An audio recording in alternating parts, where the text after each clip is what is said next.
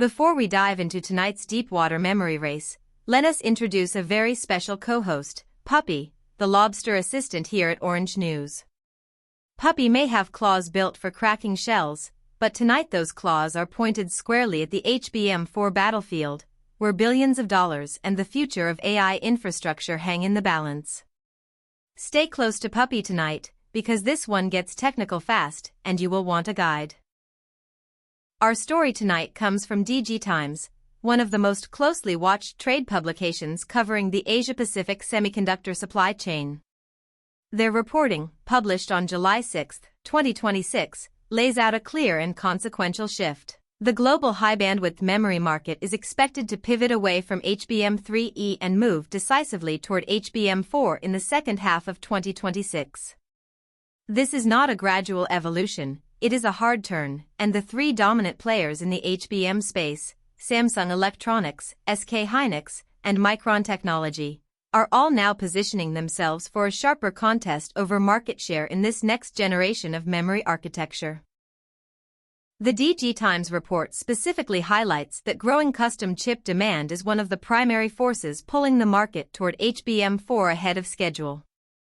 As hyperscalers and AI chip designers increasingly commission their own silicon rather than relying on off-the-shelf GPU solutions, those custom chips carry with them very specific memory requirements, higher bandwidth, tighter integration, and packaging architectures that HBM3E was not fully designed to accommodate at scale.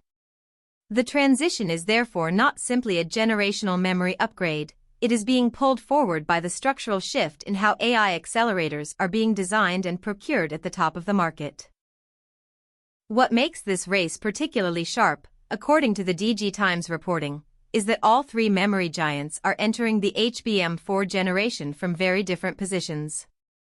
SK Hynix has held a meaningful lead in HBM3E supply to NVIDIA and other major customers, giving it momentum and customer relationships heading into HBM4 qualification cycles. Samsung has been working to close the gap after facing yield and qualification challenges in the HBM3E era, and HBM4 represents a genuine reset opportunity. Micron, the only American player in this field, has been steadily building its HBM presence and sees HBM4 as a chance to expand its share in a market that carries enormous strategic and geopolitical weight for Washington. Here is where the story connects directly to Taiwan's semiconductor ecosystem, and it matters more than many observers have yet appreciated. HBM4 is not simply stacked DRAM with a faster interface, it involves tighter co-design between the memory stack and the logic die beneath it, which means advanced packaging becomes a critical bottleneck and a critical opportunity. TSMC's CoWoS and SoIC packaging platforms are central to how HBM4 will be integrated with AI accelerator dies, meaning that Taiwan's foundry and advanced packaging capacity sits directly in the critical path of this entire transition. Any acceleration in HBM4 adoption is, structurally, an acceleration in demand for TSMC's most advanced packaging services. When memory architecture shifts at this level of the stack, the effects ripple outward through the entire AI server supply chain. Higher bandwidth and tighter integration in HBM4 configurations will generate different thermal profiles compared to HBM3E systems, which means the thermal management and cooling solution providers in Taiwan's server ecosystem will need to adapt their designs in parallel with the memory transition. AI server ODMs and assembly partners in Taiwan, who are already operating at high utilization rates supporting current generation builds, will face a qualification and transition cycle that compresses engineering timelines. The HBM4 pivot is therefore not just a memory story, it is a systems integration story that touches every layer of Taiwan's AI infrastructure supply chain simultaneously. Here is the question that the industry conversation tends to skip over.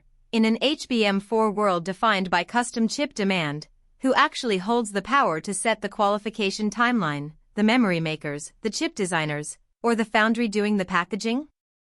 If hyperscalers and custom ASIC designers are the ones pulling HBM4 forward, then Samsung, SK Hynix, and Micron may find themselves in a position where their internal readiness is less important than whether their memory stack can pass qualification inside someone else's custom silicon program. That is a fundamentally different competitive dynamic than the one that governed HBM3E, and it raises a real question about whether market share in HBM4 will be won in the fab or won in the customer design review room.